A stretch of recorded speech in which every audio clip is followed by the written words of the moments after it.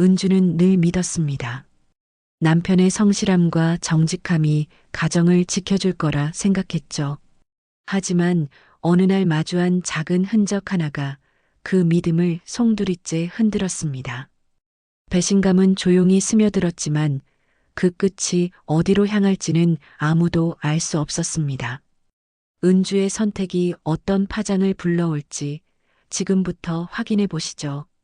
오늘 이야기 시작하기 전에 구독과 좋아요를 눌러주세요. 그럼 이야기 시작하겠습니다. 골목 안쪽에 자리한 작은 인쇄소에서 오늘도 기계 소리가 울려 퍼집니다. 40대 중반의 은주가 땀을 훔치며 인쇄물을 정리하고 있어요. 사장님, 명함 1000장 다 나왔습니다. 직원이 건네는 명함을 받아든 은주의 손은 잉크로 검게 물들어 있었어요. 결혼 후 남편 대신 이 가업을 물려받아 15년째 지켜오고 있는 그녀였죠. 고생했어요. 내일 아침에 배달 나가면 되겠네요. 은주는 미소를 지으며 직원에게 말했습니다. 하지만 그 미소 뒤로는 늘 피로가 묻어났어요. 집에 돌아온 은주를 맞이하는 건 시어머니의 목소리였습니다. 은주야, 내일 큰 집에서 제사 음식 준비한다더라. 내가 나물 몇 가지 해서 가져가야겠다. 어머님, 인쇄소 일이 좀 밀려서요. 그래도 며느리가 해야 할 일은 해야지. 시집 온 지가 언젠데. 은주는 고개를 끄덕일 수밖에 없었어요. 결혼한 지 15년이 넘도록 이런 일상이 반복되고 있었죠. 남편 민수는 소파에 누워 텔레비전을 보고 있었습니다. 여보, 오늘 친정 어머니께서 전화하셨는데요. 몸이 좀 안 좋으시다고. 그래, 병원은 갔대? 혼자 가시기 힘드시니까 제가 모시고 가려고요. 민수는 채널을 돌리며 대답했어요. 바쁜데 굳이 그래야 해? 형수가 있잖아. 은주의 가슴이 답답해졌습니다. 친정 부모님을 제대로 모시지 못하는 게 늘 마음에 걸렸거든요. 형수님도 직장 다니시잖아요. 우리도 바쁘기는 마찬가지지. 민수는 무심하게 말하며 다른 채널로 돌렸어요. 은주는 더 이상 말하지 않았습니다. 부엌에서 설거지를 하며 은주는 창밖을 바라봤어요. 시댁 일은 당연히 해야 하지만 친정 일은 뒷전인 현실이 서글펐죠. 시어머니가 부엌으로 들어왔습니다. 은주야, 다음 주에 친척들 모임이 있는데 음식 준비 좀 도와줘야겠다. 네, 알겠습니다. 그리고 이모님 댁에서 이사한다니까 도움 좀 줘야겠어. 은주는 설거지하던 손을 멈췄어요. 인쇄소 일에 집안일까지 더해지면 언제 쉴 수 있을지 막막했거든요. 어머님, 그날은 인쇄소에 급한 주문이 들어와서요. 그래도 가족 일이 우선이지. 사업은 나중에 해도 되잖아.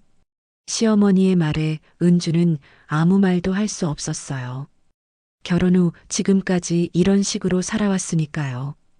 거실에서 민수의 웃음소리가 들려왔습니다. 예능 프로그램을 보며 혼자 즐거워하고 있었어요. 여보, 설거지 끝나면 같이 좀 이야기해요. 지금 재밌는 거 하는데 나중에 해. 은주는 한숨을 내쉬었습니다. 언제부터인가 남편과의 대화는 점점 줄어들고 있었어요. 밤늦게 잠자리에 든 은주는 천장을 바라봤습니다. 내일도 똑같은 일상이 반복될 거라는 생각에 마음이 무거웠어요. 친정 부모님 걱정도 마음 한구석에서 계속 맴돌았죠. 추석이 한 달 앞으로 다가온 어느 저녁이었어요. 은주가 장부를 정리하고 있을 때 민수가 말을 꺼냈습니다. 여보, 이번 추석 용돈 얘기 좀 하자. 네, 양가 부모님께 드려야죠. 민수는 휴대폰을 만지작거리며 말했어요. 그런데 요즘 경기가 너무 어려워. 인쇄소 매출도 많이 줄었잖아. 은주는 고개를 끄덕였습니다. 실제로 요즘 주문이 예전만 못했거든요. 그래서 말인데 올해는 좀 줄여야 할 것 같아. 얼마나요? 친정 쪽은 좀 적게 드리고 우리 부모님께는 평소대로 드리자. 은주의 손이 멈췄어요. 왜요? 똑같이 드려야 하는 거 아니에요? 민수는 짜증스러운 표정을 지었습니다. 생각해봐. 우리 부모님은 아들이 우리뿐이잖아. 내 친정은 형수도 있고 형수님도 어려우시다고 하셨는데요. 그래도 우리보다는 낫지 않아? 공무원이잖아. 은주는 가슴이 답답해졌어요. 민수의 말에는 늘 자기 집안을 우선하는 마음이 담겨 있었거든요. 여보, 그래도 부모님은 똑같은 부모님인데.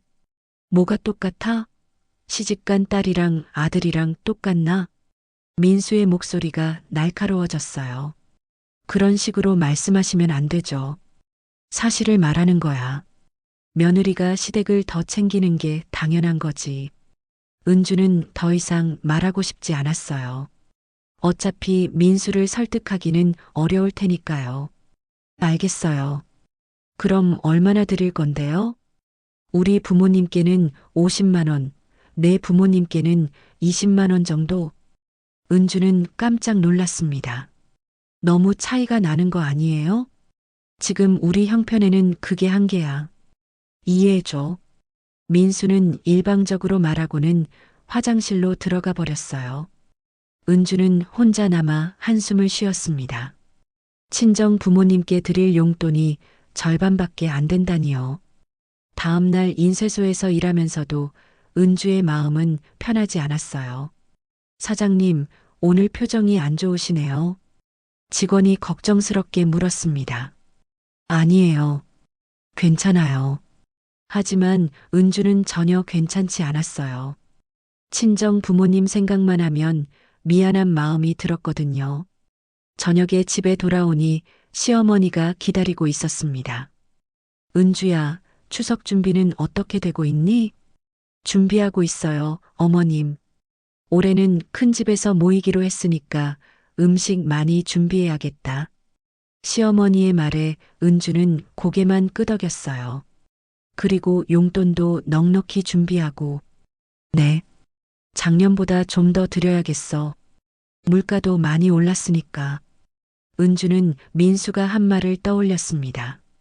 시댁에는 더 드리고 친정에는 줄인다는 그 말이요. 민수가 퇴근해서 들어왔습니다. 어머니, 다녀왔습니다. 수고했다. 은주랑 추석 얘기 좀 하거라. 시어머니는 민수에게 윙크를 했어요. 마치 뭔가 계획이 있다는 듯이요. 은주는 그런 모습을 보며 마음이 더욱 무거워졌습니다. 결국 자신은 이 집에서 친정보다 시댁을 우선해야 하는 며느리일 뿐이었으니까요. 추석이 지나고 일상이 돌아왔지만 은주에게는 새로운 시련이 기다리고 있었어요. 시어머니의 부탁이 연달아 이어졌거든요. 은주야, 내일 이모님 댁 잔치 준비 도와줘야겠다. 인쇄소에서 돌아온 은주에게 시어머니가 말했어요. 어머님, 내일은 큰 주문 마감일이에요. 그래도 가족 일이 먼저지. 사업은 하루 늦어도 되잖아.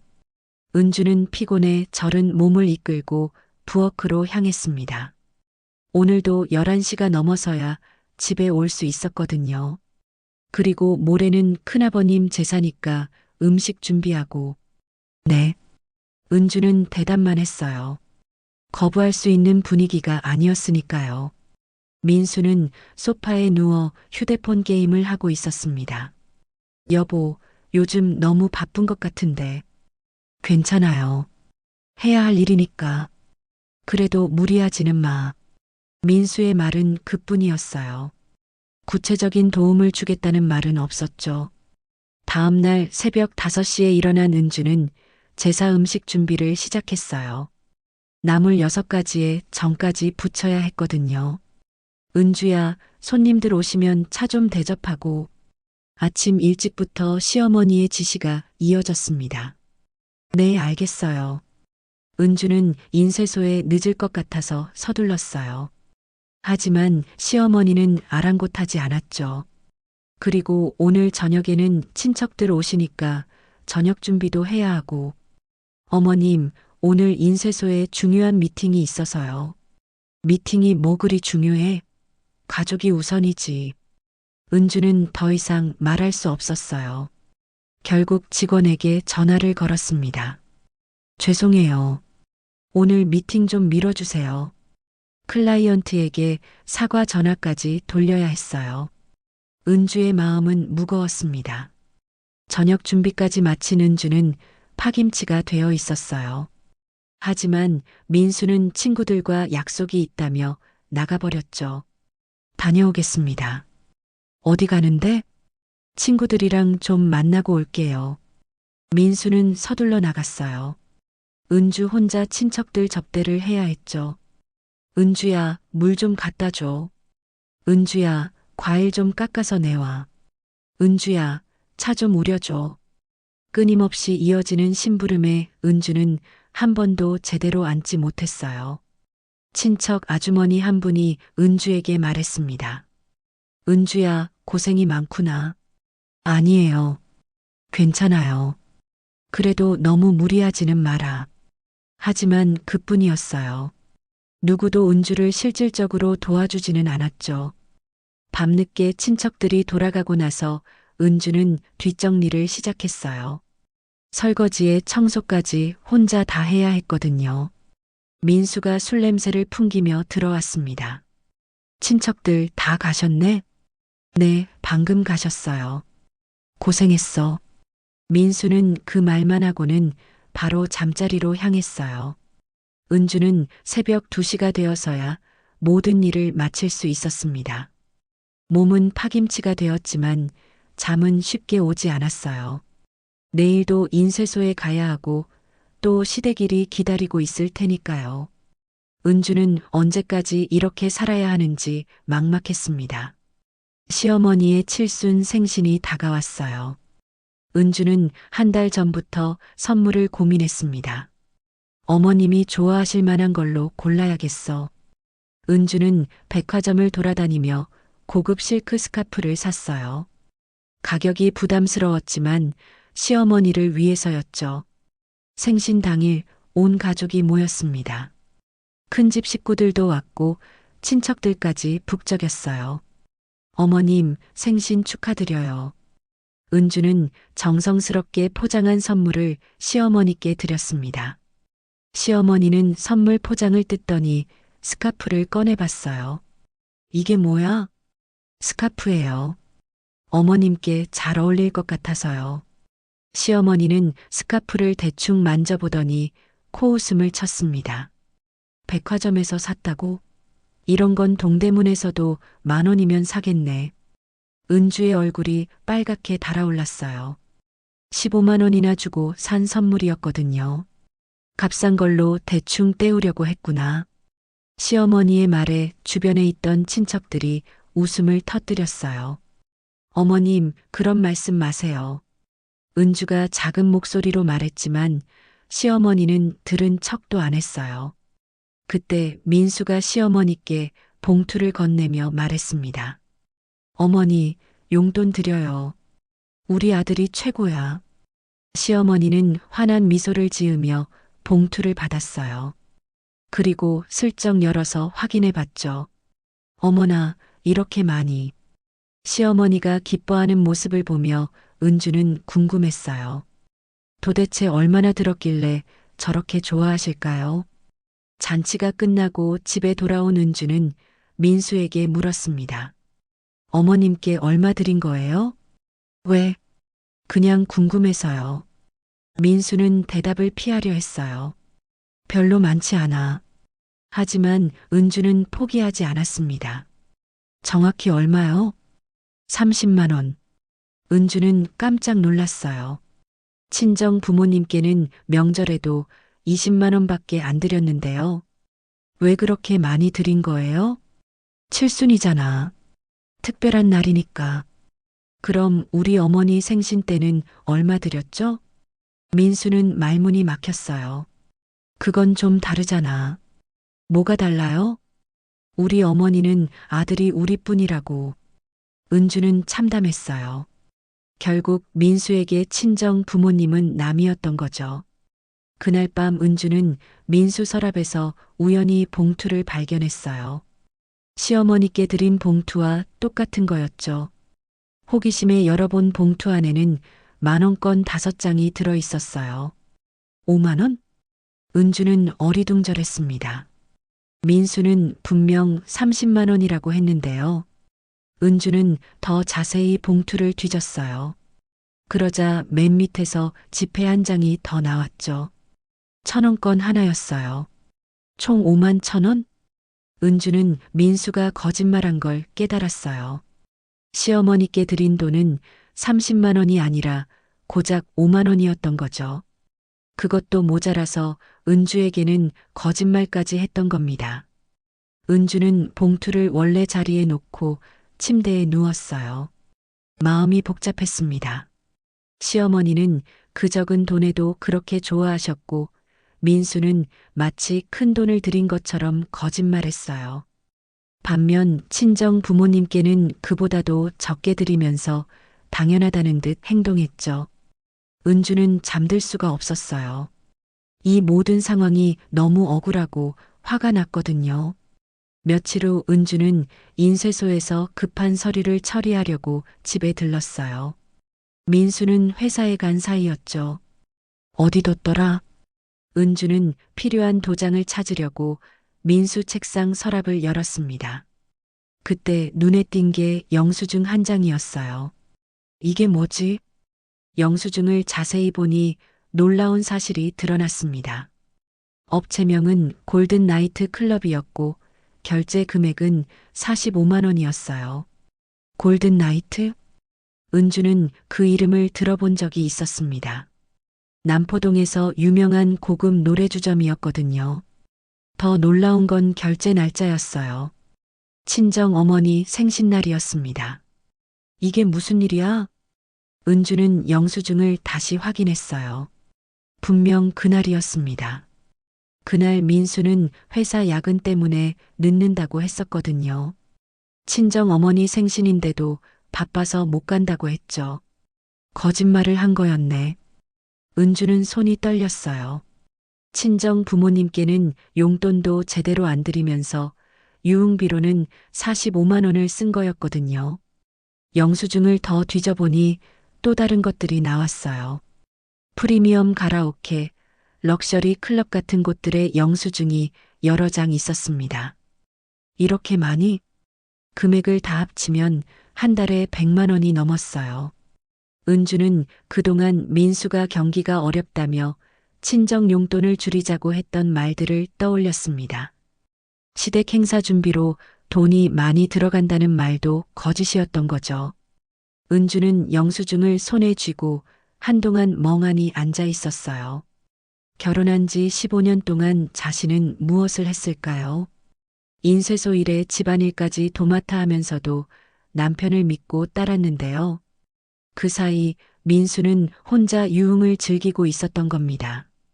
이렇게까지 어떻게든 알뜰하려고 아이들 먹일 간식도 아끼고 지나가다 한 잔 들이키고 싶었던 고작 1,500원짜리 커피도 참고 15년을 기쁘게 버텨왔는데 말이죠. 은주의 눈에서 눈물이 흘렀어요.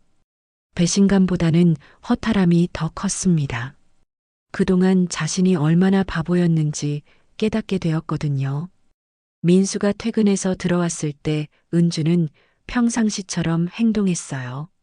일찍 오셨네요. 응, 오늘은 일이 일찍 끝났어. 민수는 아무렇지 않게 대답했습니다. 저녁 준비할게요. 고생해. 은주는 부엌에서 저녁을 준비하면서도 계속 영수증 생각만 났어요. 과연 민수에게 따져봐야 할까요? 아니면 모른 척해야 할까요? 하지만 은주는 이미 마음을 정했어요. 이대로는 안 되겠다고요. 저녁을 먹으면서도 민수는 여전히 무심했습니다. 내일 시어머니 환갑잔치 준비 어떻게 할 거야? 준비하고 있어요. 돈도 넉넉히 준비하고. 민수의 말에 은주는 씁쓸한 미소를 지었어요. 이제 민수의 진짜 모습을 알게 되었거든요. 앞으로 어떻게 해야 할지 은주는 이미 계획을 세우기 시작했습니다. 시어머니 환갑잔치 준비로 집안이 분주했어요. 은주는 평상시와 다름없이 음식 준비를 도맡았죠. 은주야, 손님 많이 오시니까 음식 넉넉하게 준비해야 돼. 네, 어머님. 그리고 용돈도 체면 있게 준비하고. 시어머니의 말에 은주는 고개만 끄덕였어요. 민수가 은주에게 돈 봉투를 건네며 말했습니다. 여기 환갑잔치 용돈이야. 잘 포장해서 드려. 얼마예요? 50만 원 들었어. 은주는 봉투를 받으며 민수를 빤히 쳐다봤어요. 정말 50만 원이에요? 당연하지. 환갑이잖아. 민수는 자신 있게 대답했어요. 하지만 은주는 더 이상 그의 말을 믿지 않았죠. 환갑잔치 당일 온 친척들이 모여들었어요. 큰집 식구들부터 시작해서 사촌들까지 북적거렸습니다. 어머님, 환갑 축하드려요. 은주는 정중하게 인사를 드렸어요. 고생했다, 은주야. 시어머니는 기분이 좋아 보였습니다. 잔치가 무르익을 무렵 용돈을 드리는 시간이 되었어요. 친척들이 하나둘씩 봉투를 건네기 시작했죠. 어머님, 용돈 받으세요. 큰아들이 먼저 봉투를 드렸어요.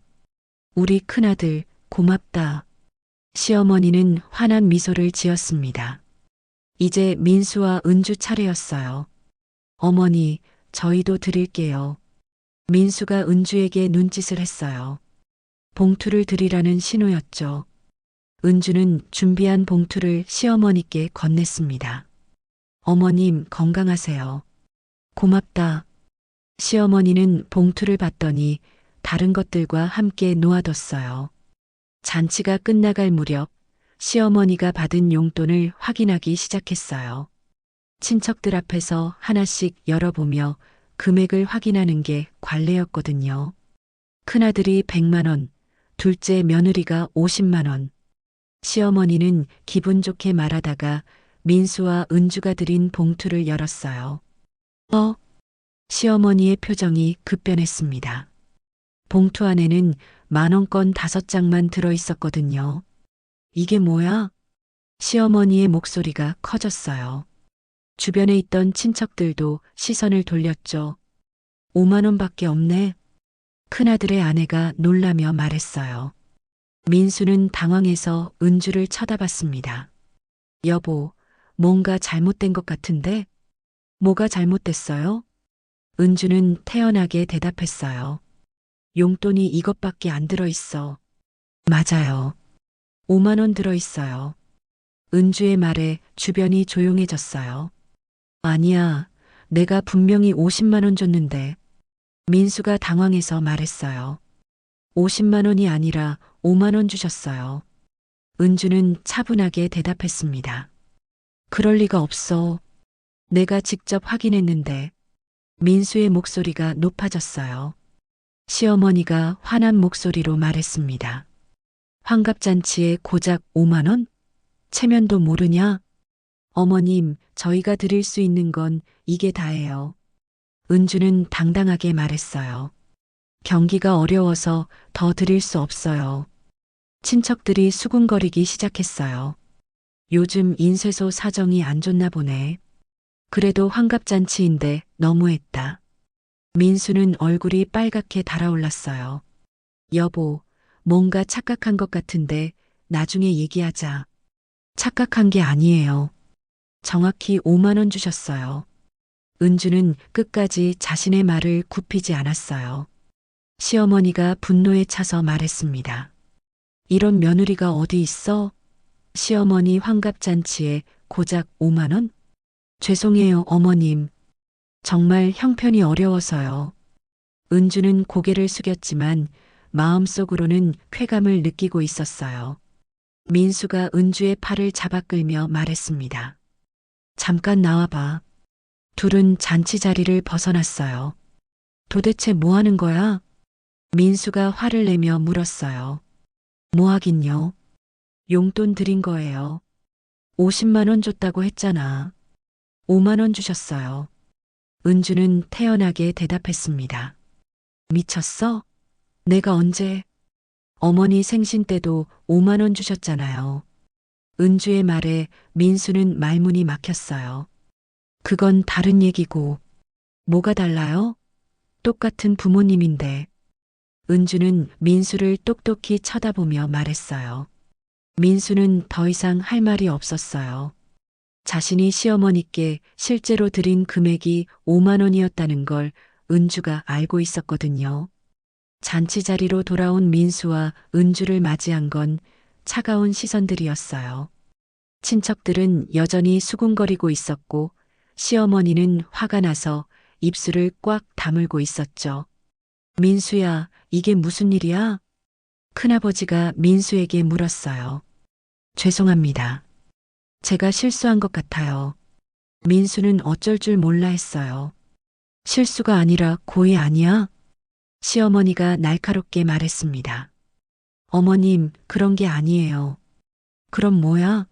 환갑잔치에 5만 원이 말이 돼? 시어머니의 목소리가 점점 커졌어요. 은주가 조용히 입을 열었습니다. 어머님, 저희가 지금 형편이 정말 어려워요. 형편이 어렵다고? 인쇄소 장사 잘 된다면서? 요즘 매출이 많이 줄었어요. 은주는 차분하게 대답했어요. 민수가 끼어들었습니다. 여보, 그렇게 말하지 마.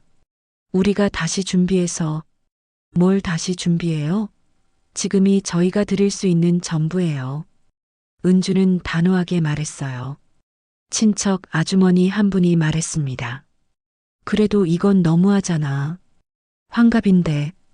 그렇다면 왜 친정 부모님께는 더 적게 드리라고 하셨을까요? 은주의 말에 주변이 조용해졌어요. 뭐라고?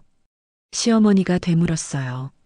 명절 때마다 친정에는 적게 드리고 시댁에는 많이 드리라고 하셨잖아요.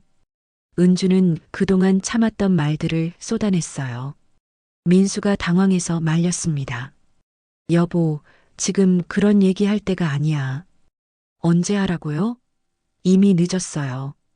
은주는 손가방에서 영수증 몇 장을 꺼냈어요.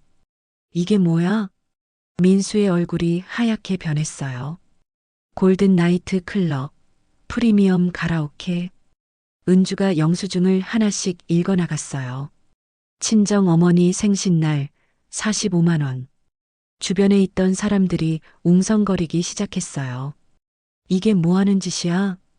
시어머니가 화를 내며 물었어요. 어머님께서 환갑 용돈으로 5만 원이 적다고 하시니까 보여드리는 거예요. 은주는 당당하게 말했어요. 친정에는 손톱만큼도 쓰지 않으면서 유흥비로는 한 달에 100만 원씩 써요. 민수가 은주의 손에서 영수증을 빼앗으려 했어요. 그만해, 미쳤어? 미친 건 누구예요? 거짓말하고 속인 게 누구예요? 은주는 물러서지 않았어요. 큰아들이 영수증을 보며 말했습니다. 민수야, 이게 정말 내 거야? 형, 그게 아니라. 설명해봐. 민수는 말을 제대로 하지 못했어요. 시어머니가 충격받은 표정으로 말했습니다. 아들이 이럴 줄 몰랐다. 어머님, 이제 아시겠죠? 저희가 정말 돈이 없는 게 아니라 우선순위가 다른 거예요. 은주의 말에 친척들은 할 말을 잃었어요. 유흥비로 쓸 돈은 있으면서 시어머니 환갑 용돈이 부족하다니. 큰아버지가 한숨을 쉬며 말했어요. 민수는 얼굴이 빨갛게 달아올라서 아무 말도 할 수 없었어요. 자신의 이중적인 모습이 모든 사람 앞에서 드러났거든요. 은주는 마지막으로 말했습니다. 어머님, 앞으로는 저희 형편에 맞게 살겠어요. 환갑잔치 이후 집안 분위기는 완전히 바뀌었어요. 민수는 며칠 동안 말을 하지 않았고 시어머니는 은주를 대놓고 피했죠. 은주야, 우리 좀 얘기하자. 일주일 후 민수가 먼저 말을 걸어왔어요. 얘기할 게 있어요? 은주는 인쇄소 장부를 정리하며 대답했어요. 미안해. 내가 잘못했어. 뭐가요? 유흥비 쓴 것도, 거짓말한 것도. 민수는 고개를 숙이며 말했어요. 이제 와서 미안하다고 해서 달라지는 게 있나요? 은주는 차갑게 대답했어요. 다시는 안 그럴게. 앞으로 용돈도 똑같이 드리고 믿을 수 없어요. 은주의 말에 민수는 당황했어요. 왜? 진심으로 사과하는데. 15년 동안 속여놓고 지금 와서 진심이라고요? 은주는 민수를 똑바로 쳐다봤어요. 그럼 어쩌자는 거야? 이혼해요. 은주의 말에 민수는 깜짝 놀랐어요. 갑자기 이혼이 뭐야? 갑자기가 아니에요. 오랫동안 생각해 본 거예요. 은주는 이미 마음을 굳혔다는 듯 말했어요. 한 번만 더 기회를 줘. 기회는 이미 충분히 드렸어요. 은주는 서랍에서 서류를 꺼내 민수에게 건넸어요. 이게 뭐야? 이혼 협의서예요. 민수는 서류를 보고 말을 잇지 못했어요. 인쇄소는 제가 가져갈 거고 다른 건 협의예요. 은주야, 진짜 이럴 거야? 민수의 목소리에 절망감이 묻어났어요. 네, 결정한 일이에요. 사람은 고쳐 쓰는 게 아니래요. 은주는 흔들림 없이 대답했어요. 다음 날 은주는 변호사 사무실을 찾아갔습니다. 김 변호사님, 이혼 절차 어떻게 진행하면 되죠? 협의 이혼이 가장 간단해요. 하지만 상대방이 동의해야죠. 김 변호사가 설명해 주었어요. 남편이 동의하지 않으면 어떻게 해요? 그럴 때는 조정을 신청하거나 소송을 해야죠. 은주는 고개를 끄덕였어요. 어떤 방법을 써서라도 이혼할 작정이었거든요. 한 달 후 이혼이 성사되었어요. 민수는 끝까지 붙잡으려 했지만 은주의 의지를 꺾을 수 없었죠. 인쇄소에서 혼자 일하는 은주의 모습은 예전과 달랐어요. 훨씬 당당하고 자신감 있어 보였거든요. 사장님, 요즘 표정이 많이 밝아지셨네요. 직원이 은주에게 말했어요. 그래요? 네, 예전보다 훨씬 활기차 보여요. 은주는 미소를 지었어요. 정말로 마음이 홀가분했거든요. 친정 부모님을 찾아뵌 은주에게 어머니가 말씀하셨어요. 은주야, 혼자 사는 게 힘들지 않니? 아니에요, 어머니. 오히려 편해요. 그래도 아이가 있었으면 좋았을 텐데. 어머니의 말에 은주는 조금 아쉬웠지만 후회하지는 않았어요. 지금이 좋아요. 제가 하고 싶은 대로 살 수 있잖아요. 인쇄소 매출도 점점 늘어났어요. 은주가 직접 고객들과 만나며 새로운 아이디어를 제안했거든요. 디자인도 저희가 해드릴 수 있어요. 정말요? 그럼 훨씬 편하겠네요. 고객들의 반응도 좋았어요. 저녁에 집에 돌아온 은주는 혼자만의 시간을 즐겼어요. 책도 읽고 음악도 들으며 여유를 찾았죠. 가끔 민수가 전화를 걸어오기도 했지만 은주는 받지 않았어요. 이미 끝난 일이었으니까요. 몇 달 후 은주는 인쇄소를 확장하기로 결정했어요. 직원도 더 뽑고 장비도 새로 들였죠. 사장님, 정말 대단하세요. 직원들이 은주를 존경하는 눈으로 바라봤어요. 은주는 자신의 능력으로 사업을 키워나가는 것이 뿌듯했어요. 누구의 눈치도 보지 않고 자신의 판단으로 결정할 수 있었거든요. 부산 앞바다가 보이는 카페에서 은주는 커피를 마시며 창밖을 바라봤어요. 새로운 삶이 시작된 지 1년이 지났지만 여전히 만족스러웠죠. 자신의 선택이 옳았다는 확신이 들었어요. 더 이상 누구에게 휘둘리지 않는 주체적인 삶을 살고 있었거든요. 은주는 작은 미소를 지으며 다음날 할 일들을 생각했어요. 앞으로도 자신만의 길을 걸어갈 자신이 있었습니다.